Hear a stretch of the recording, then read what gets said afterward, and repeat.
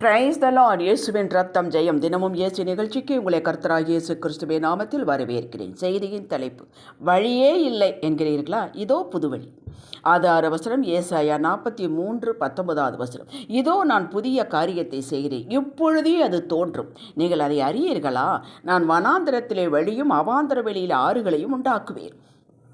தேவனால் ஆசீர்வதிக்கப்பட்ட மக்களே, நம்முடைய தேவன் ஒன்றுமே இல்லாதிருந்து உருவாக்குற தேவன், தோன்றச் செய்கிற தேவன், உண்டாக்குகிற தேவன். வழியே இல்லை, எல்லா திசைகளிலும் அடைக்கப்பட்டிருக்கிறது என்றாலும் ஒரு புதிய வழியை உண்டாக்குகிற தேவன்.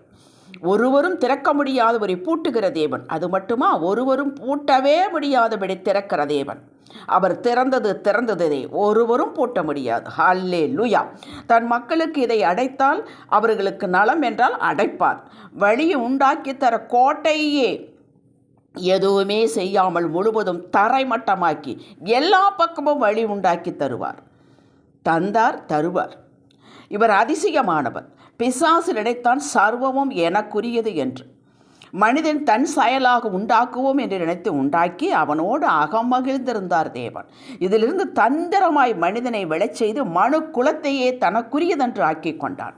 வெளியே இல்லை என்று அவன் கொக்கரித்து கொண்டிருந்த சமயத்தில் தேவன் ஒரு புதிய வழியை உண்டாக்கினார். தனது ஒரே பேரான குமாரனையை பலியாக கொடுத்து பரலோகம் வகுத்த நியமத்தை உடைக்காமல் வளைக்காமல் பரிசுத்த ரத்தம் தானே சிந்த வேண்டும், இதோ என் குமாரன் என்று கல்வாரிலே பலியாக கொடுத்து முழு மனு குலத்திற்கும் ஒரு புதிய வழியை உண்டாக்கி கொடுத்தார். அந்த புதியதும் ஜீவனமான மார்க்கத்திற்குள்ளாக நாம் நுழைந்து விட்டோம். சாத்தான் சொல்கிறான், சரி, மீட்டுக்கொண்டீர். நான் பல டிசைன்களில் வண்ணங்களில் பாவத்தை வலையை விரித்து வைத்திருக்கிறேன். மக்கள் எப்படி இதில் விழாமல் பரிசுத்த ஜீவியம் வாழ முடியும் பார்க்கிறேன் என்று கொக்கரித்தான். அவன் கேட்பதற்கு முன்னமே தேவன் இனி ஒரு புதிய வழி நமக்கு உண்டாக்கி கொடுத்தார். அதுதான் பரிசுத்த ஆவியானவரை உள்ளத்தில் நிரப்பினார். ஆவியானவர் நம்மை தினந்தோறும் உருமாற்றம் செய்து வருகிறார். தேவன் படைப்பிலும் புதியவைகளை செய்கிறார். உருமாற்றத்திலும் மூலமாக புதிய மனிதனாக நம்மை மாற்றி தமது குமாரனின் சாயலுக்கு ஒப்பாக மாற்றி வருகிறார். இது தினந்தோறும் நடைபெற்று வருகிறது. இந்த புதிய மனிதனாக மாறுவதற்கும் வாழ்வதற்கும் நமக்கு நித்தம் புதிய கிருபைகளை கொடுக்கிறார். சாத்தான் அழிக்க நினைத்தால் அந்த இடத்தில் தேவன் அழிக்காமல் தடுப்பது மட்டுமல்ல, அவனுக்கு பைத்தியம் பிடிக்கும்படிக்கு அதே இடத்தில் புதியவைகளை உண்டாக்குகிறார். இல்லாதவைகளை இருக்கிறப்ப அழைக்கிற தேவன். இஸ்ரவேல் மக்கள் கானான் கொண்டு செல்ல வேண்டும். எல்லோரும் போகும் பாதை உண்டு. ஆனால் தேவன் இவர்களை மாற்றுப்பாதையில் நடத்தி கொண்டு போனார். இது தேவ சித்தம். மக்கள் ஏற்றுக்கொண்டார்கள். ஏனோ எப்போதும் இருக்கும் பாதையில் வழி நடத்தவில்லை, இது அவரே தெரிந்தெடுத்ததால் அற்புதமாக இருக்கும் என்று நினைத்தார்கள். ஆனால் முன்னே சென்றால் செங்கடல், பின்னால் துரத்தி கொண்டு வரும் பார்வோனின் சேனை. பார்வோனிடமிருந்து தப்பித்தால் போதும் என்றுதானே இரவோடு இரவாக புறப்பட்டு வந்தார்கள். ஆனால் இப்போது ஒரு அடி முன்னால் எடுத்து வைக்க முடியாது. அழிவுதான். ஏதோ ஒன்றில் அகப்பட்டு அழியத்தான் போகிறோம் என்று நினைத்தார்கள். தேவ சித்தம் என்றுதானே வந்தோம் என்று கூக்குரல். தேவன் செய்தது என்ன? ஒரு புதிய வழி. யாரும் கண்டிராத, கேள்விப்படாத, எதிர்பாராத வழி. செங்கடலை பிளந்தார், வெட்டாந்தரையாக்கினார், தம் மக்களை கடக்க வைத்தார். பார்வோன் சேனையை நடுக்கடலில் மூழ்க வைத்தார், ஒரே கல்லில் 1000 மாங்காய் அடித்தது போல்.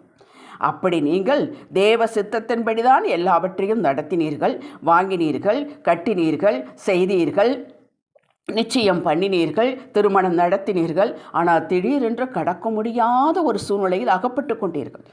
ஒரு அடி கூட எடுத்து வைக்க முடியாத நிலை, மூழ்கி போகும் நிலை, மனித அறிவுக்கு எட்டாத புலப்படாத ஒரு இருள் சூழ்ந்த நிலை. ஏதாவது கர்த்தர் செய்து இதிலிருந்து மீட்காவிட்டால், கடக்காவிட்டால் மொத்த குடும்பமும் க்ளோஸ் தான் என்ற நிலை. மனம் தளர விட வேண்டாம். இப்போது தைரியம் மட்டுமே உங்களது மொத்த சொத்தாக இருக்கட்டும். இப்படிப்பட்ட உங்களை பலப்படுத்தவே, நம்பிக்கையூட்டவே, எழும்பச் செய்யவே இந்த செய்தி. மனித கணக்கிற்கு அப்பாற்பட்ட ஒரு புதிய வழியை தேவன் உண்டாக்கி இந்த பிரச்சனை என்று முழுவதுமாக உங்களை வெளியே கொண்டு வர போகிறார். ஹல்லேலூயா. எரிகிற வீட்டில் பிடுங்கிற வரை லாபம் என்று கணக்கு போட்டு கொண்டிருப்பவர்களுக்கு ஏமாற்றம் மட்டுமல்ல, இனி உங்களை பார்த்தாலே அவர்களுக்கு ஒரு பயம் உண்டாக வைப்பார். அழிந்தது இனி நம் கொடியை ஏற்றுவோம் என்று நினைத்து கொண்டிருக்கும் சாத்தானை முற்றிலுமாக அழித்து அதே இடத்தில் அவர் கொடுக்கும் வெற்றியின் ஜெயக்கொடியை நீங்கள் நாட்டுவீர்கள். உங்களை சுற்றி இருக்கிற அத்தனை கண்களும் காணும், மெய்யாகவே இவர்கள் வழிபடும் தேவனே தேவர்களுக்கு தேவனும் ஆண்டவரும், எவரும் செய்ய முடியாத அதிசயங்களை செய்கிறவர் என்று வாய்விட்டு அவர்கள் சொல்லப் போகிறார்கள். இவர்களுக்கு கர்த்தர் பெரிய காரியங்களை செய்கிறார் என்று சொல்லப் போகிறார்கள். நீங்களும் சொல்லுவீர்கள், கர்த்தர் எங்களுக்கு பெரிய காரியங்களை செய்தார். இது அதி சீக்கிரத்தில் நடக்கப் போகிறது.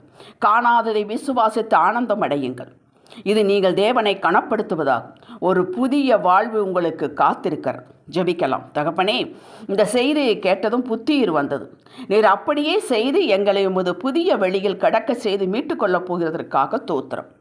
அந்த நாளிகைக்காக காத்து கொண்டிருக்கிறோம். இயேசுவின் நாமத்தில் பிதாவே, ஆமேன். ஹல்லேலூயா.